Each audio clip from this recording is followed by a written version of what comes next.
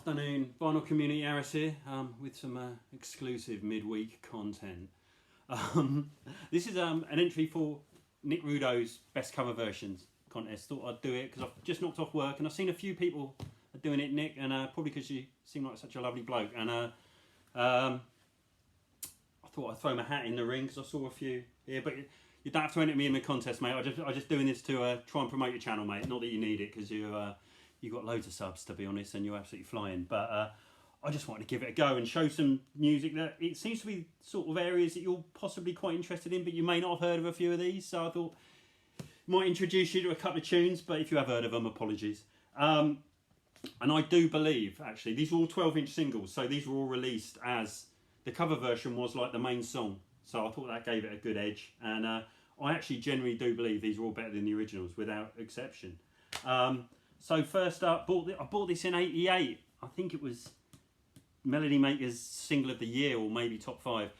Dinosaur Jr.'s Just Like Heaven, their cover of the Cure single, and it's fantastic. This absolutely tears it up, and yeah, I think Lou Barlow sings the sort of chorus where he absolutely almost rips his throat out, and then it all mysteriously judders to a halt at the end without any warning. And I think so many people, because again, this is one where I worked in HMV, and people used to bring it back saying there's a fault, but no, it literally just does stop in midair, this one. But yeah, Dinosaur Jr. doing the Cure's Just Like Heaven, and also they do a cover of Chunks and a Spotter's Badge, if anyone knows who did the original with Chunks.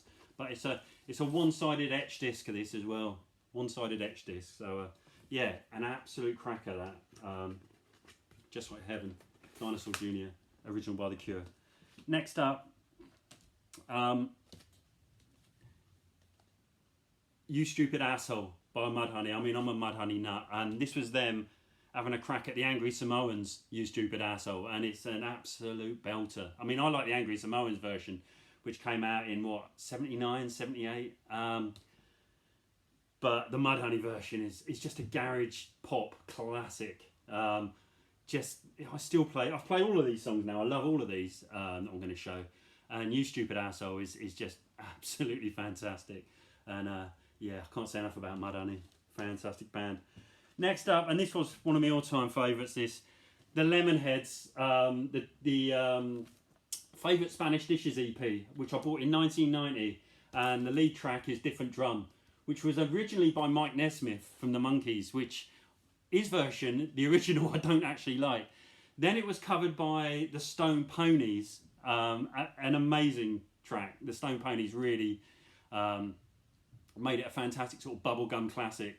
And then the Lemonheads, who were starting to get big in the UK around this time, 1990, The Enemy and Melody Maker were really pushing them, released this. And I do remember this got Single of the Week in the Melody Maker by Everett True, who was the publicist for Nirvana.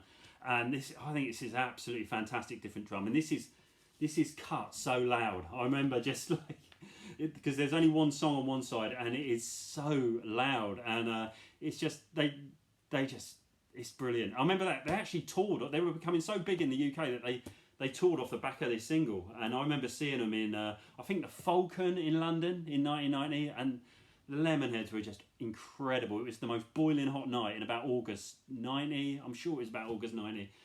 Fantastic gig. And yeah, and it's also got Paint on the B-side, which is one of their greatest songs. It's almost like a bit of a Who's Do job. It sounds like it's come off Flip Your Wig. Just a brilliant little 12-inch package, this. Different Drum by the Lemonheads, cover of the Mike Nesmith song. Next up, the last great moment on Sub Pop for me, Dickless, the all-female band Dickless on Sub Pop, covering I'm a Man. And I'm going to embarrass myself here, but I cannot remember who did the original of I'm a Man. Cannot remember. But this is also notable for the B-side, which isn't a cover, but which is Saddle Tramp. And Saddle Tramp has got to be the greatest riff, maybe ever. If not ever, certainly the greatest riff ever on Sub Pop. I'm a Man and Saddle Tramp are awesome. But the legend has it that the lead singer of Dickless, Kelly Canary, when she sang Saddle Tramp, blew her voice out and never sang again. And I've got to say, they did only put out, I think, a 7-inch single and maybe a couple of 7-inch singles. But that might be one of those sort of apocryphal stories, to be honest. I don't know whether it's true or not, but I'm a Man is great. I would seriously direct anyone to listen to Saddle Tramp by Dickless. Get on YouTube, because it's the riff of all time. And yeah, absolutely superb. I don't think they put anything else out, to be honest, Dickless. And last up, and this is absolutely killer, Etienne doing a cover of Neil Young's Only Love Can Break Your Heart. Produced, this is the mix of two halves. It's quite hard to find this. I bought this the day it came out. It's Andrew Weatherall, the guy who completely retooled Primal Scream for the Screamadelica album. He did the mix of two halves, which is about 5 minutes of sort of dubby reggae, and then it moves into the version of Only Love Can Break Your Heart by Neil Young. It's absolutely fantastic. Andrew Weatherall was just a legend. Sadly died 2 years ago. He was kind of to 90s UK dance music what Brian Eno was to the 70s, I guess. He seemed to have a hand in everything. And as I said, he pretty much did the whole of Screamadelica, Primal Scream, Screamadelica, and this is absolutely fantastic, this by Etienne. And I bought this, as you see, the cover's ripped, which is a bit of a gutter, because I think this record goes for about 50 or 60 quid now. And I bought this the night that the second most famous game in English football history, the England-Germany 1990 World Cup semi-final.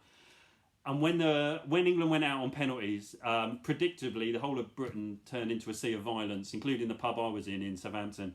And I had to do a bit of a runner and ended up getting pushed against a wall and scratched this record down there.